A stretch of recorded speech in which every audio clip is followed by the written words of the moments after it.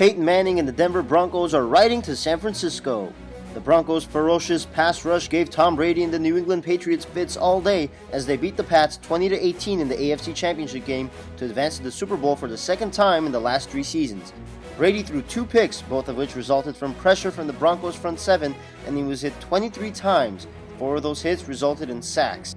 Peyton Manning, on the other hand, threw 2 touchdowns in the first half, both of them to OWEN Daniels, and played relatively mistake-free football throughout the game. The game's turning point might have been GOSTKOWSKI's missed extra point in the first quarter.